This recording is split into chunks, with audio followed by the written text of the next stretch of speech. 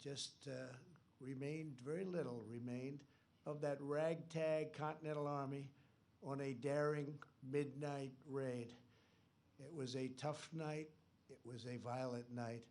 They marched through 9 miles of ice and snow, many without boots on their feet, leaving a trail of blood in their wake. At dawn, they seized victory at Trenton. Their sacrifice turned the entire tide of the war. Those soldiers came from every walk of life, but what united them all was their devotion to the principle of self-government. They were determined to live in a country where power belongs to the people.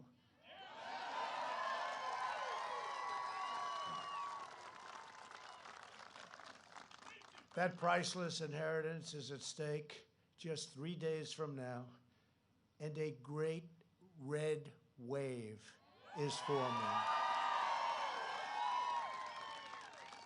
As sure as you're there, as sure as we're here together, that wave is forming, and they see it on all sides, and there's not a thing they can do about it.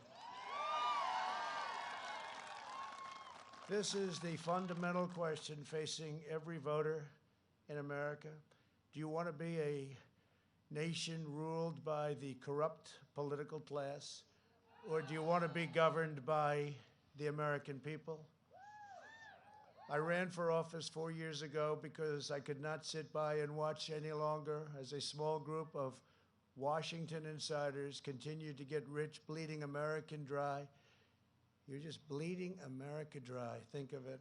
Closing our factories, opening our borders, outsourcing our industries, and letting foreign countries ravage our middle class. Career politicians spend trillions of dollars fighting foreign wars while letting our own cities crumble and decay. Here in Pennsylvania, you know this bitter and very painful betrayal all too well, better than most. The corrupt Washington class launched an economic war against this state. For decades, they targeted your steel mills, shut down your plants, and sent millions of your jobs overseas, all while lining their pockets with special interest cash. And no one embodies this betrayal and treachery more than Joe Biden.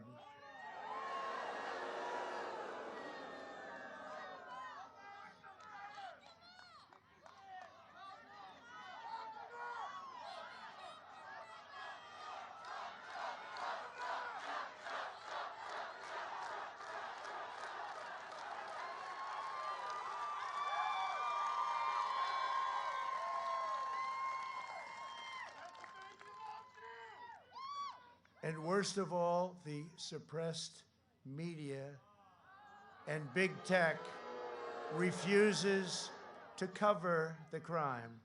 They refuse to cover. We've learned so much over the last 2 weeks.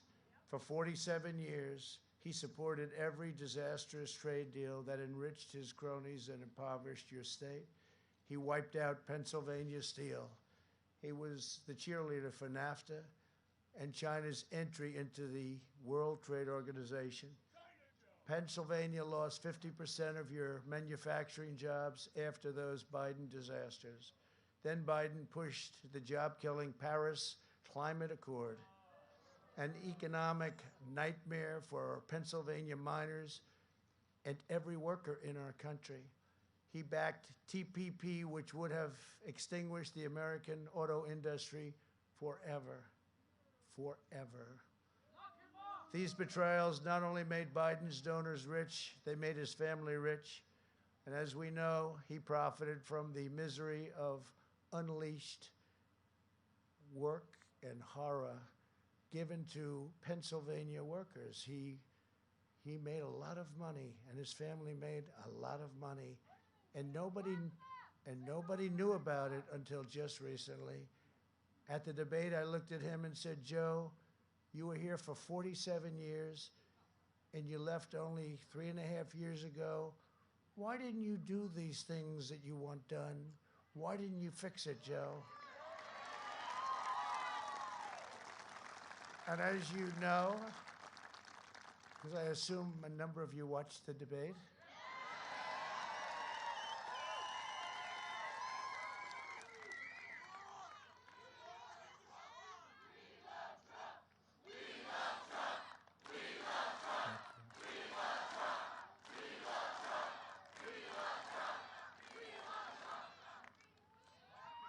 But as you know, he just looked at me and shrugged.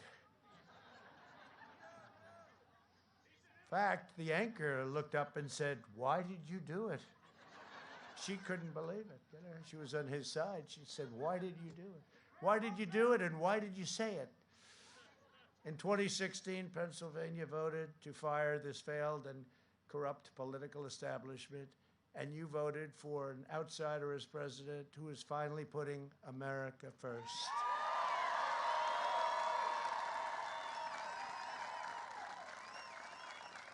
And if I don't look like a typical politician, that's very simple. It's because I'm not a politician.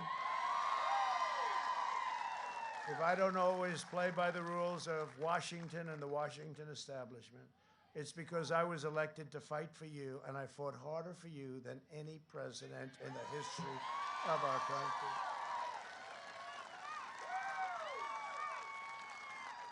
From day one, Washington insiders have been trying to stop me because they do not own me and they do not control me. They want control. They don't like what I'm doing. They don't like what I've said to the big pharma, the drug companies, the #1 lobbyist in the world, #1 lobbyist in our country. They didn't like that I instituted favored nations so that we now pay the lowest prices in the world for prescription drugs instead of the highest prices in the world. If these corrupt forces succeed in electing Joe Biden, Washington will see to it that another outsider never becomes president again. It'll never happen again. And nobody has done in 3.5 years, nobody, no administration, no president, what we've done and what we've accomplished. And it's not even challenged. Nobody even challenges that. They'll take back control, and they will never, ever give it up. This once-in-a-lifetime opportunity to beat the corrupt politicians will be lost forever, and they know it. They're fighting so hard, and they hate what they're seeing because they're not looking at fake suppression polls anymore. Now they're looking at the numbers that are pouring in, and they don't like the numbers that they're seeing in Florida and in Ohio and in North Carolina. And we think in Pennsylvania, although those numbers come in late.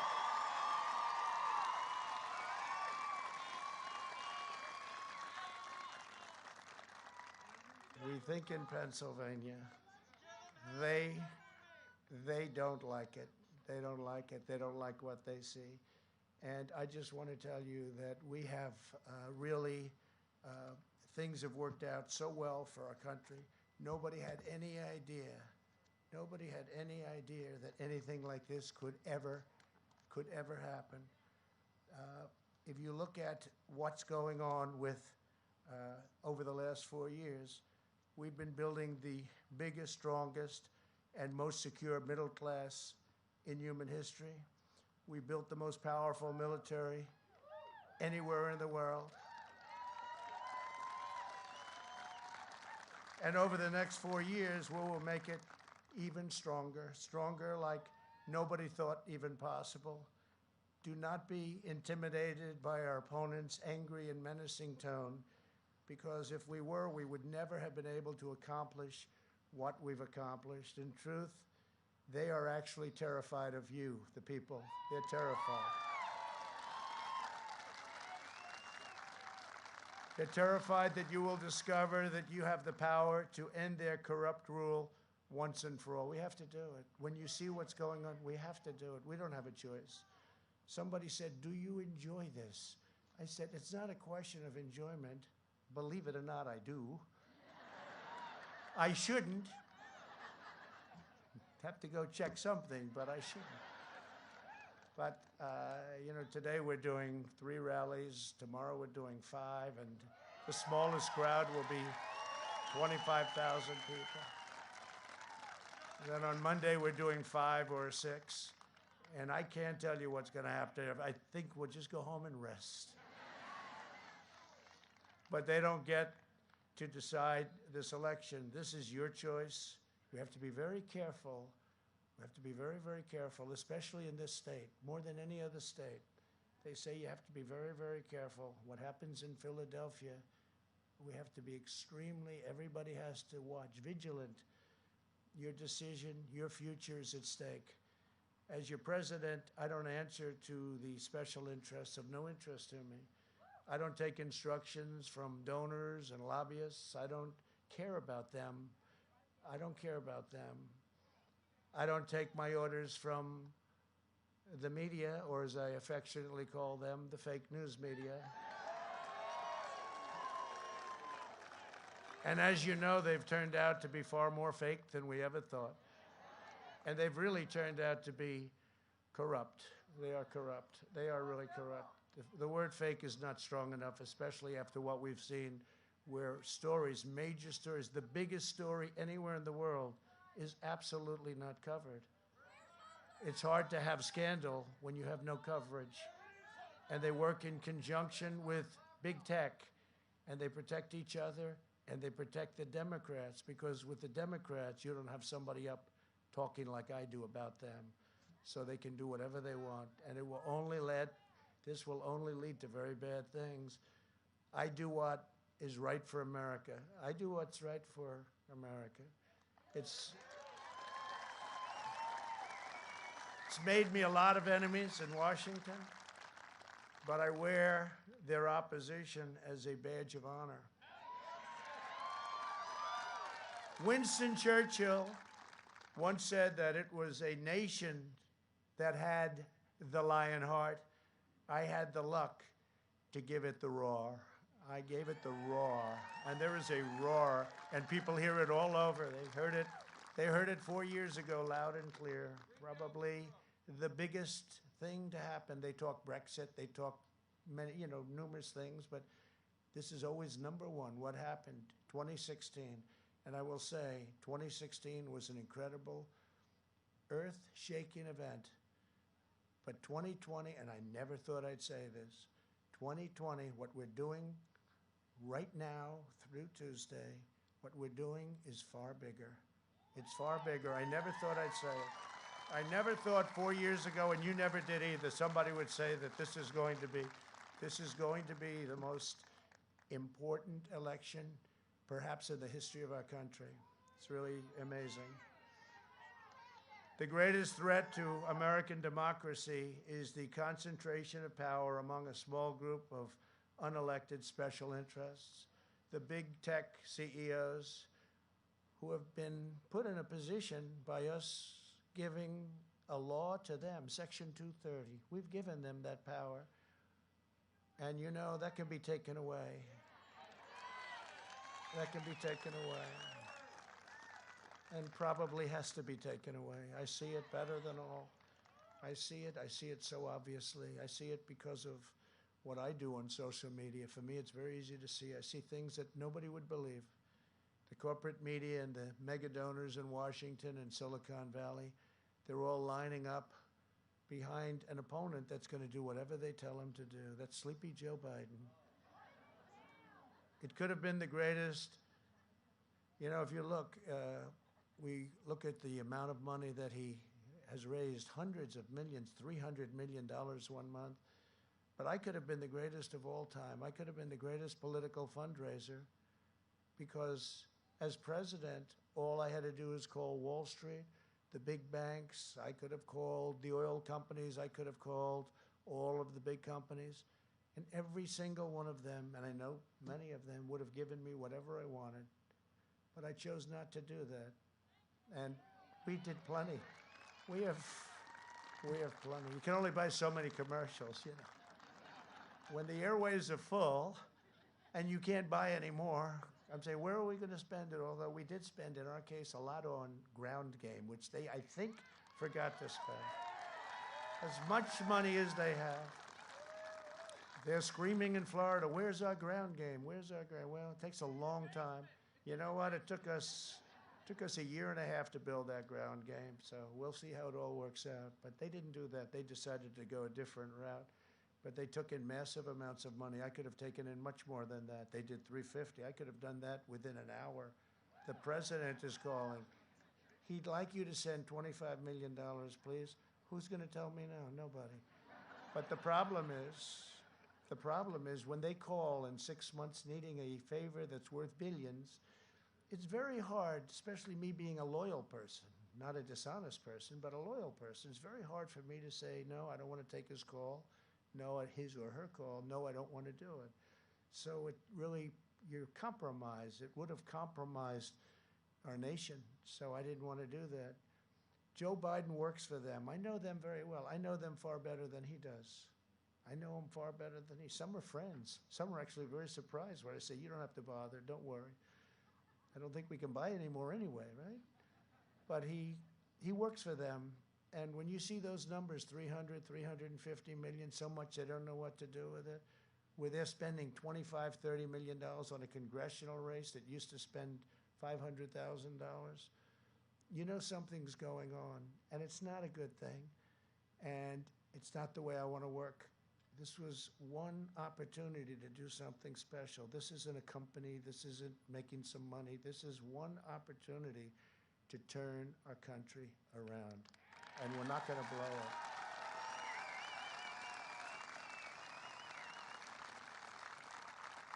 So he works for them, not for you, and it is I who work for you. I am working for you. It's like, not used to that too much, but I've gotten used to it.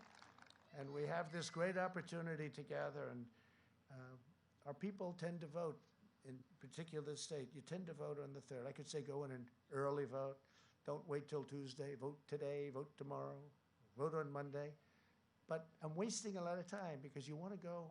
It's tradition, it's habit, it's the history of this state.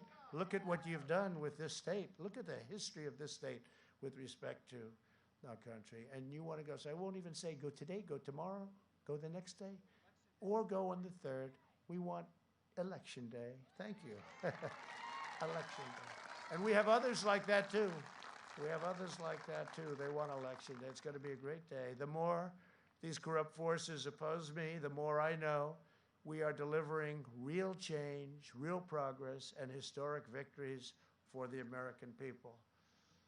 We have done great things with the country, including our military, our vets, the biggest tax and regulation cuts in history.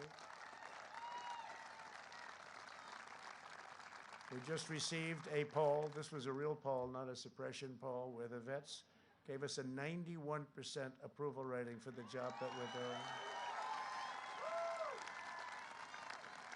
Think of that, 91%, the highest ever. Over these last 4 years, we've been building the strongest and most secure middle class in human history. We have built the most powerful military in the world by far.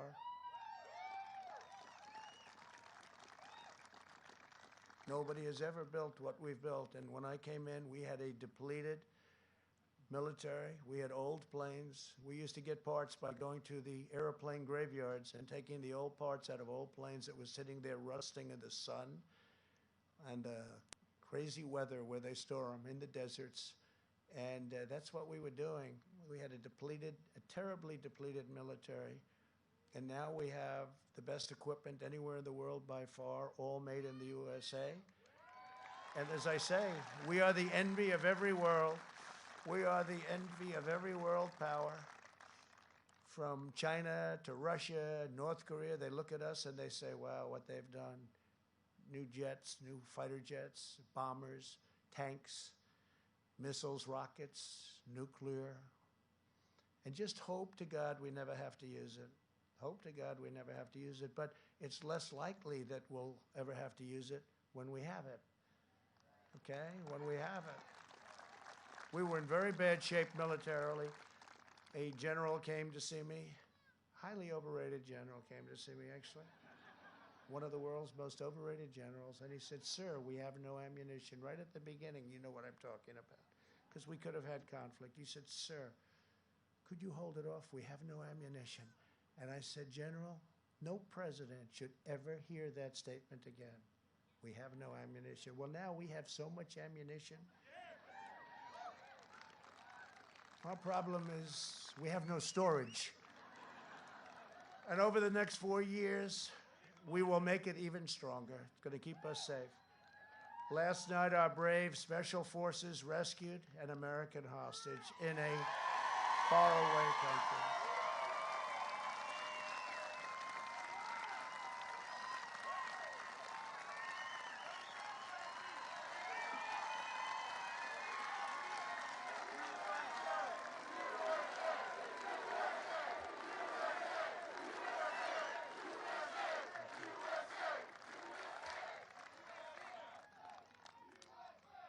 So incredible people. And I was in Fort Bragg yesterday, and I met a lot of these incredible, talented, strong, both physically and mentally, the strongest, the best in the world. But we had a mission sent to a faraway land where they kidnapped an American citizen, and the kidnappers wished they had never done it.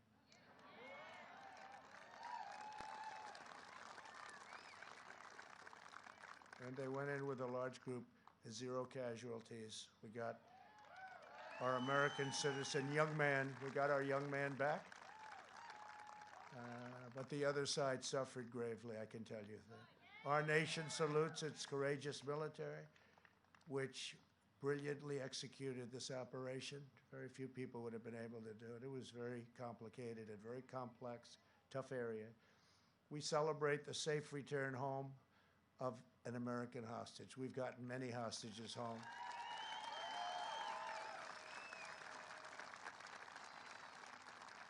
And I pay nothing, can't pay. Once you pay, you'll have many, many more. We're 40-0. Robert O'Brien, who's doing a tremendous job, said to me, "Sir, you're 48-0. 48-0, think of that. We've brought many, many of them home.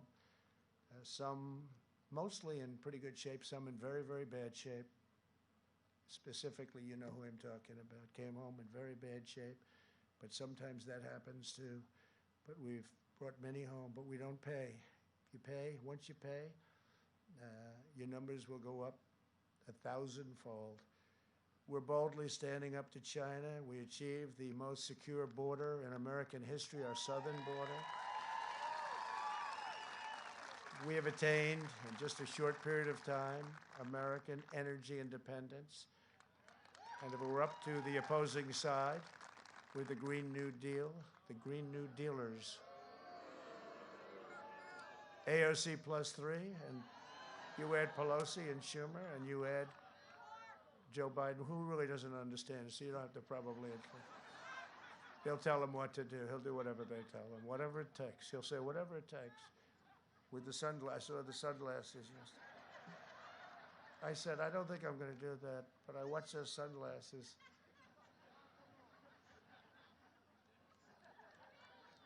I don't know. To me, it didn't work. We're bringing our jobs, our factories, our wealth, and our troops all back home. They're all coming home. They're all coming home. And instead of endless wars in countries that even you very sophisticated people in some cases have never even heard of, we're achieving one historic peace deal after another. If you look.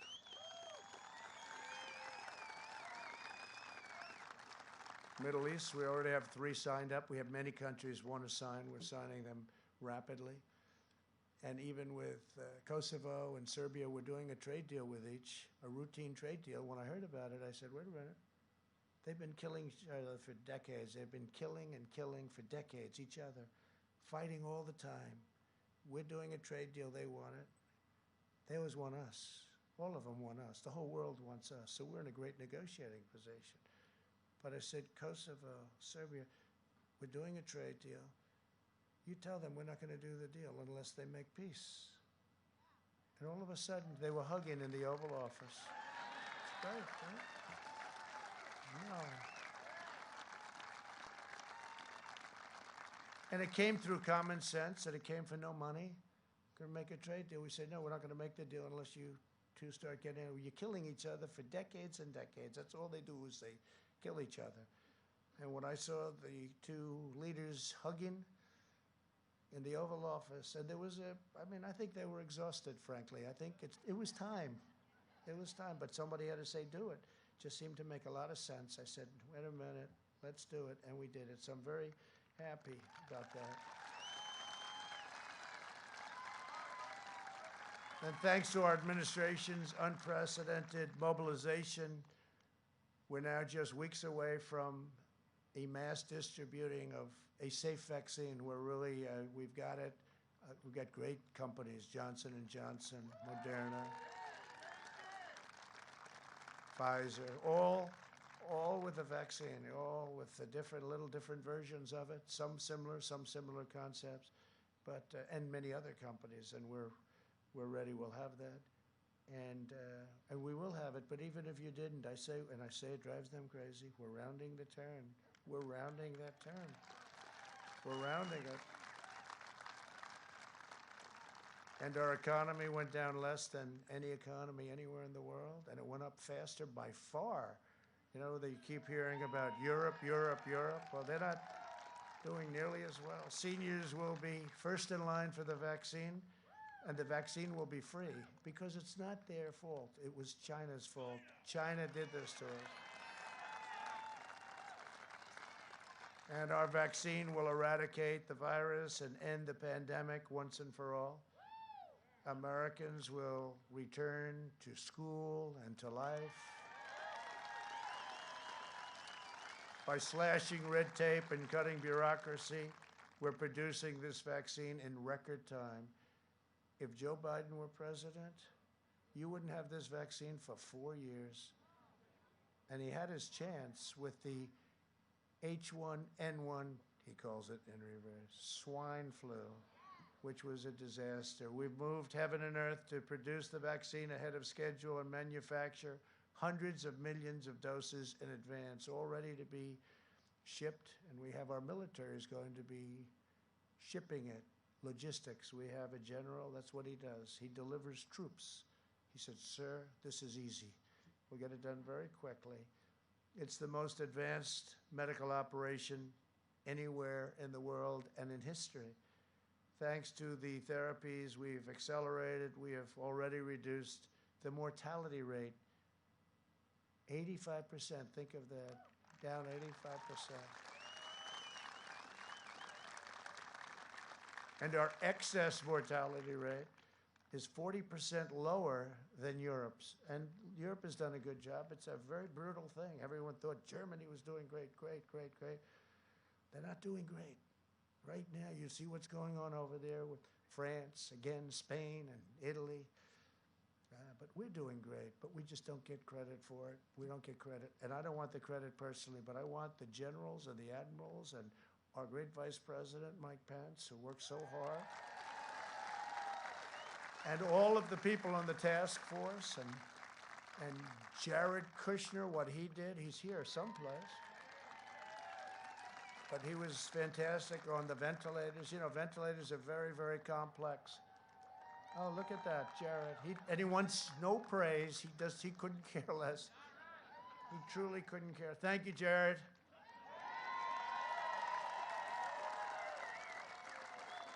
No, we had a tremendous just a quick story. We had a tremendous ventilator problem because we weren't equipped for a thing like this. This is once in 100 years. It was 1918, we're talking about the Spanish flu.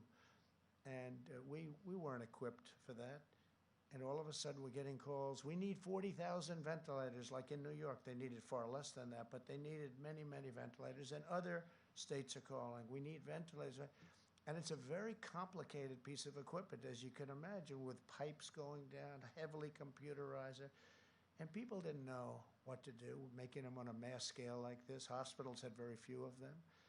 And Jared called up some of his genius friends. His brother's one of the most important people in Silicon Valley, smart family. They called up and they had these super brilliant young men come in. I mean, some of them were wearing undershirts. They were wearing a baseball cap. How much are you worth? About $1 billion, sir. Still, they had founded companies, sold their companies, but they were brilliant. One of them had roller skates on. And they wanted to throw him out of the White House. They said, sir, there's a kid here, undershirt and roller skates. I said, yeah, he's worth $2.5 billion. You know? But Jared called a whole group of people down. And to them, to us, to all of us, a ventilator is very complicated. To them, it's like the simplest machine they've ever seen. And they went to the automobile companies where they had excess plant capacity, and they went to various companies, and we started producing, within a short period of time, ventilators. And this story is just never told, and I don't think I've ever told it, not in this detail. We started producing ventilators in a short period of time at a level that nobody thought was thousands and thousands a month. Nobody thought was even possible. And a relatively short period of time after that, all of our hospitals were sent tens of thousands of ventilators, tens of thousands of ventilators. Great companies, very big companies, the car companies, very big companies. They did a fantastic job. They'd line up with a small ventilator company. And we make the best ventilators. I mean, they say they're the best. And they were sent all over our country. And think of it, and that was done so quickly. But these brilliant young people were able to do it. Regular people could, I mean, you could never do a thing like this. So we made thousands a month, and not one person, think of this, in our country, not one person who needed a ventilator didn't get a ventilator. How incredible is that? But they won't tell that story. That's not me, that's Jared and a whole group of very brilliant people, together with the military and with a lot of our great companies. We've had a tremendous relationship. It's the biggest mobilization since World War II, and it was an incredible job. Now what we're doing is we continue to make thousands a month, and we're sending them to foreign countries who are desperate for ventilators and would have no idea, there would be no way they could ever get them, including, I mean, we send them to France and we send them to Spain and Italy, but we send them to countries in Africa who are really having a terrible hard time. And we're sending thousands of them to other countries. And I just think it's a tremendous story. And it's something that we did that we're very proud of. And it's something that nobody talks about. You don't hear the word ventilators anymore. You know why you don't hear about it? Because we solved, you know, there was a period of time, ventilators, for 3, 4, 5 weeks until they sent these super geniuses. And for 3, 4, 5 weeks, all you heard about was ventilators, ventilators, ventilators. Well, you know, we took over something. The cupboards were bare. They were bare, or essentially bare, but they were bare. And the hospitals and the states, the cupboards were bare too. Nobody was prepared for a thing like this. They could have been, they should have been. But now all over the world we're sending them, and I think it's just a tremendous story, I really do.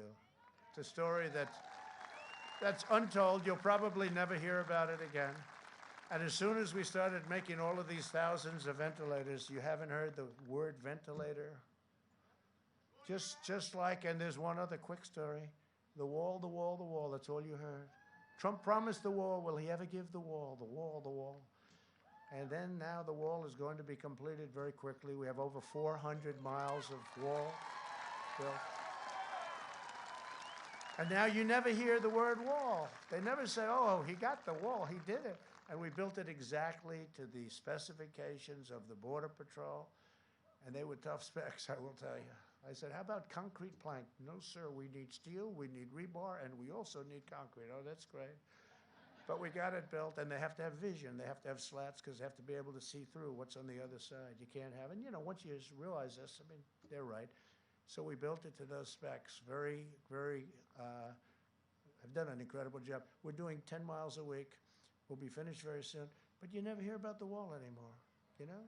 Now, if it was a failure, if we couldn't get it done, it would be brutal.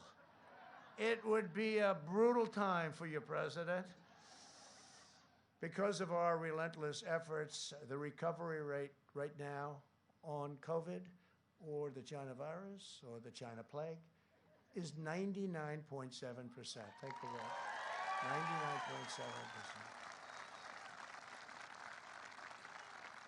And I'm here.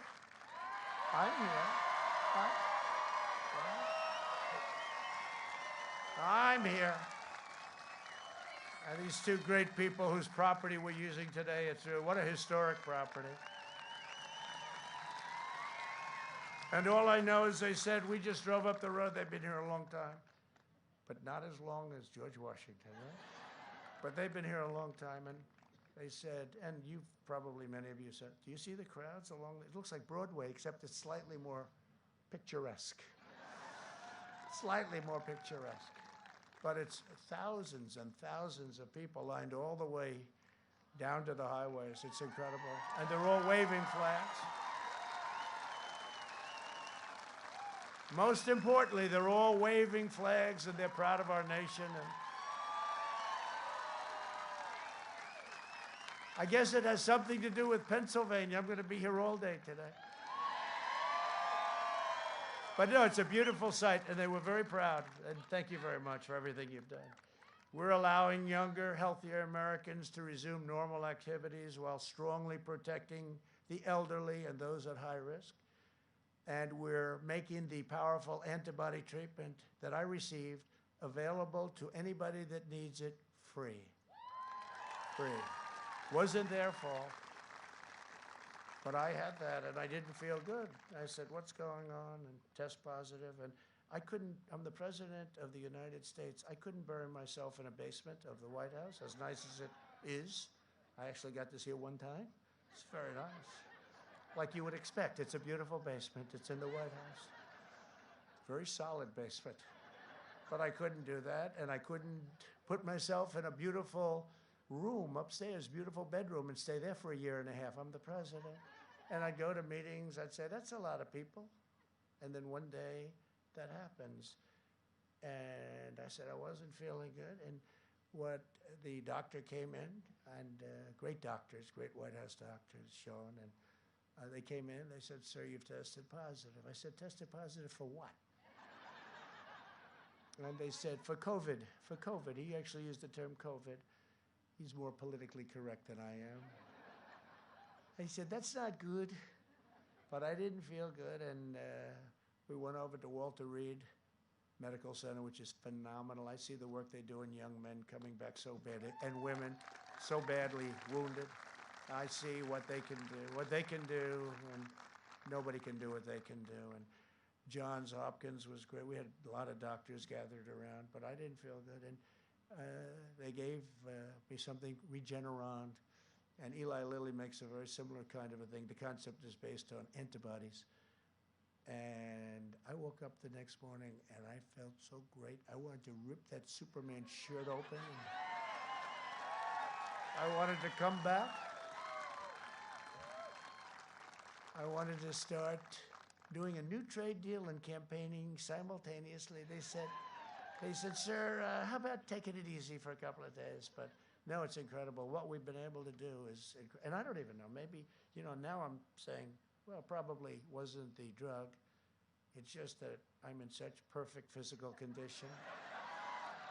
And I'm very young, if you're young. So I said that, and CNN got very upset right there.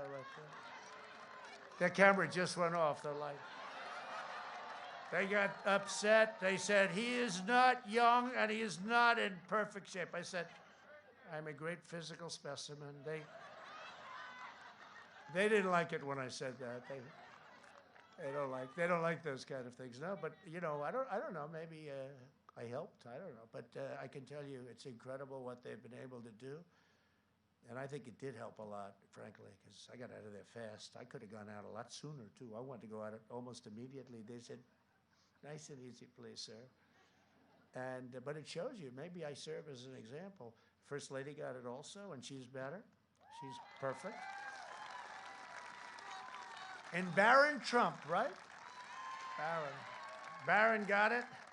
My young boy, he's 14 years old. And my young tall boy, I say, he's very tall. He's a good guy, good-looking guy and strong, so he has it. They say, sir, Barron tested positive also. I said, wow.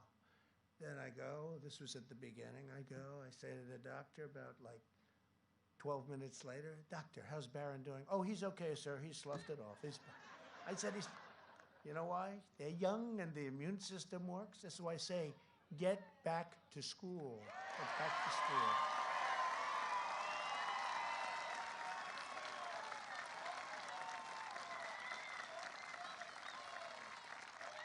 Get back to school. Open up this state, Governor. Open up this state. And don't take advantage of those ballots, Governor. Don't do it. Don't do it. We will terminate the virus with science, medicine, and groundbreaking therapies and cures. I watched Joe Biden speak yesterday. All he does is talk about COVID, COVID. He's got nothing else to say. COVID, COVID, COVID. We agree. We agree. It's serious. And we've done an incredible job. And at some point, they're going to recognize that. At some point, I said we've done an A+ job, but I give ourselves a D or maybe an F in terms of public relations. But now I'll start talking about it a little bit. When Joe Biden was vice president, his failed approach on the swine flu was, as I said, a total disaster. And his chief of staff said that he had no idea what he was doing. I don't know why this guy said this. And now they're thinking about bringing him into the administration. I guess probably this was maybe before the flu came along or something, because I'm saying, why would he say this? He goes, quote, "We did every possible thing wrong, and 60 million Americans got H1N1, far less lethal, by the way, far less lethal. And in that period of time, and it's just purely fortuitous that this isn't one of the great mass casualty events in American history." This is Biden's chief of staff. Think of what he said. Where did this guy come? You're going to bring him back? It had nothing to do with anything we did. We didn't do anything right. Now think of this. And then he's saying, we want to take over what you're doing, right? He says, we want to take over. Remember he said when he first started running that I did a poor job because I didn't act fast enough. I acted in January. We had almost no deaths. Now think of this. And I said, China is heavily infected. They can't come in. And I went up against Dr. Fauci and others that said, no, you shouldn't do this. You shouldn't do it. I said, listen, they're infected, heavily infected. Let's close off China. So I did that. I closed off Europe. I did that. Saved, and Fauci would tell you, saved tens of thousands of lives, much more than that. And then when you think, okay, I mean, we saved thousands and thousands of lives. And then Biden is campaigning. And he was 2.5 months later, he said, we have to get tough. And he called me xenophobic because I closed. 2.5 months later, then he runs, and he said, he should have closed the country earlier. I said, I don't think he's going to get away with that. And let's see what happens on November 3rd, because if something happens that's wrong, where he did, then he did get away with that. Now, here's a guy, not the smartest guy out there, and he never was, but now in particular, he's not doing too well. But here's somebody that says that I didn't act early enough, and for 2.5 months he was scolding everybody, saying that they shouldn't have closed off China, they shouldn't have done, and that nothing bad is going to happen. But remember the statement from that was his chief of staff made that statement. We mourn for every life lost to the China virus and in their memory and their sacred memory. We truly do. We weep, we mourn. It should have never happened. We will defeat the virus and emerge stronger and more unified than ever before. That's all we can say. We're going to be more unified than ever before. Our economy is now surging back faster, better, bigger, and stronger than any nation on earth. We just had the best quarter of economic growth ever recorded by more than double. A 33.1% increase, more than our great number from 1952. That was the number we bet, but more than double. And you know what? The press is refusing to talk about it. It's not even a major story. It was, one of the analysts said today, it was the greatest economic number that they have ever seen. Okay, GDP up 33.1%. That means it grew 33 in a quarter. And the press barely mentions it, not even on the front page of newspapers, because that's the game they play. It's suppression. That's why we have to win. We can't let them do this. We have to win. This was according to a certain very important person, and Larry Kudlow, who's a terrific guy, and other people. Sir, this is the greatest financial number probably ever recorded in our country. Think of that. That's a big statement. And double, more than double, a number from 1952. And it's barely covered. And that's only for one reason, because they want us to do very poorly on November 3rd. They don't want to tell the American public about this.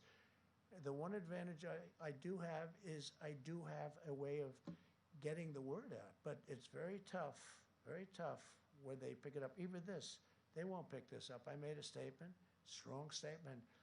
They won't pick it up because it's good news. They'll fabricate stories. They'll make up false stories. They'll put you at number one on Twitter all the time. Stories that aren't trending. These stories are so boring. They'll make up, the Times will write false stories all the time, and they'll put them, and yet they won't talk about the Biden corruption. They won't talk about where's Hunter, and they won't talk about, don't feel bad, the cameras are all off, don't worry, we just lost the last camera, I'm sorry. But they won't talk about the fact that Hunter got $183,000 a month to sit on a board of Burisma and got $3 million, perhaps $3 million up front. They won't, who had no job, who had no experience in energy. They won't talk about the fact that the wife of the mayor of Moscow gave him $3.5 million, right? For what? They won't talk about the fact that the father went to China in Air Force Two. Where's Hunter was with him. I put his first name, his real first name is Ware. We're going to make it Ware. Where's Hunter was with him. And in 10 minutes, he walked out with $1.5 billion to manage, which is millions of dollars in fees, millions and millions. And they won't talk about the fact that he was going for the big one next with China. He asked for $10 million a year for introductory purposes. In other words, he was going to introduce people. $10 million a year. This is a payoff, that's all it is. And they won't talk about the fact that the father was the big guy. To me, he's not a big guy. He's not a big guy. Little guy. He's very slight. Remember when he said a year ago, he said, I'd like to take him to the back of the barn? That's okay. I went like this. I'll take him to the back of the barn.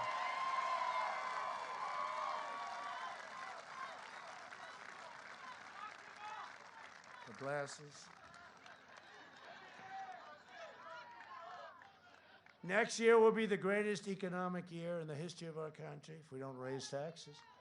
If Joe Biden is elected, he will delay the vaccine, prolong the pandemic, close down schools, and impose a nationwide lockdown. That's what they're talking. Can you imagine going? And we're making the greatest comeback of any country by far, and they're actually talking. He's talking about a lockdown. He has no clue, but he's talking about it. That's his only plan, to make you a prisoner in your home, a prisoner in your own country. And under the Biden lockdown, the recovery will be totally killed. The economy will crash. Country can't afford it. The people can't afford it, but country can. Can you imagine? I mean, your state has to open up, too. All Democrat governors, you, Michigan, North Carolina, I mean, they're all Democrat governors. And they're probably doing it because they want to affect the election. You know, they're probably doing it by November 4th, they'll announce, we've decided to open up Pennsylvania. The Commonwealth of Pennsylvania will be opened on November 4th, you know? No, because it can't be. They can't be so stupid, what they're doing to people. And the countless people that will die from depression and drug overdoses and suicide and abuse and really a deferral of medical care. There'll be no school. There'll be no graduations. There'll be no weddings, no Thanksgivings, no Christmas, no Easters, no 4th of Julys. There'll be nothing. Will be nothing. And you know, one thing we've learned very recently, everyone likes the computers and the laptop, and we can learn from the computer, you don't have to go. Well, now we've given it the all-time mass test, right? a child being in a classroom, or if you're older, a campus, even a college campus, but a child being in a classroom cannot be replaced by a computer. It can't. It doesn't work. It's no good. And they're losing, potentially years out of their life, and it's the important years, it's the development years, but the computers don't work. They're okay, but they're a small percentage, and that's come out loud and clear. Telehealth, great, it's been incredible. I think it's a 7,000 increase percent, and telehealth has been really great. It's gonna have a great future, but not education. They have to be in their classroom with other students, and they have to find their way in life.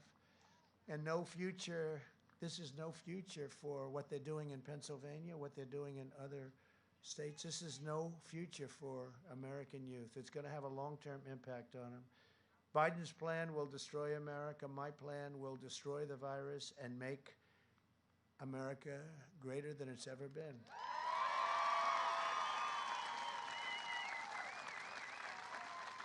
And the skyrocketing cases in Europe have shown draconian lockdowns, and that's what they are. They're draconian. Do not stop the virus. They've done it. Italy was so locked down. Now it's starting all over again. They just don't. It's a terrible thing that was unleashed on us, and we should never forget what happened. We should never, ever forget that China could have stopped it. They stopped it from going into the rest of China, but not from going to Europe, the United States, and the rest of the world. We can never forget it. But the far left is determined to lock down America because what they crave more than anything else is power and control over you. Joe Biden has made a corrupt bargain in exchange for his party's nomination. He has surrendered his party to the radical socialists, left-wing extremists, anarchists, looters. Today's left tolerates no challenge and allows no dissent. You see that. They have it locked. They have it locked down. That's the ultimate lockdown. You can do horrible things, or you can do nothing wrong, and they'll put in phony stories. I'm actually a victim of the opposite. I'm just thinking about while I'm talking to you. They do phony stories that are totally false, and they'll put them up, and there's nothing you can do. There's nothing you can do except explain it away. If you disagree with them, they try to humiliate you, smear you, and cancel you. Cancel culture, right? They control Joe Biden, and he's so easy to control, just like they control every Democrat House member and every senator. They purge newsrooms of reporters who do not swear allegiance to their false narratives. You've seen some reporters are extremely upset. They end up getting absolutely decimated. They censor stories that reveal the corruption of their chosen candidate. This is what's happened now, and nobody's ever seen anything like it. Everybody knows that it's incredible. Nobody's seen anything like it. You don't read anything. You go to the Times, there's no story in it. You go to the Washington Post, you go to ABC, you go to NBC, the worst of all, in my opinion, NBC. The home of The Apprentice made them a lot of money over the years. Right? But they were bad. They were very bad. CBS has been terrible. CNN is just absolutely ridiculous. Thank goodness they have lousy ratings. Thank goodness. And MS, I call it MSDNC. How about MS? No, what they do is just absolutely, it's not even thinkable. It's not even to be believed. They totally close it down. And you can't have scandal when nobody's reporting about it. And the level of power is pretty incredible. And I heard this 4 years ago. Sir, you cannot compete with big tech. You cannot compete. The networks were against us. It was the same group. And then I won. I said, see, they're not very powerful, but you know what? They are. And now they're at a level that nobody's ever seen before. Nobody, and they're blatant about it. Now they just say, we're doing it. We don't. New York Times, they apologized to their subscribers because they were losing tens of thousands of, after the last election, tens of thousands of subscribers. And they wrote a letter of apology. I couldn't believe it. And they really got good for about 2 weeks. And then they got worse than ever. I mean, it's every day a phony story after story after story. They have a story about taxes. I don't pay taxes. And I call my people, what do I pay? Oh, no, you paid many, many millions of taxes, sir. But you prepay your taxes. Oh, well, why aren't they mentioning? I prepaid millions and millions of dollars of tax. I prepaid. That's worse than paying taxes. I'm prepaying. I say, why do we prepay so much? Because these are estimates. When you're negotiating taxes, these are estimates. You're prepaying estimates. How much? Many millions of dollars, millions and millions. But they don't do that. We call them, we tell them, and they say, well, that's prepaid. Well, prepaid is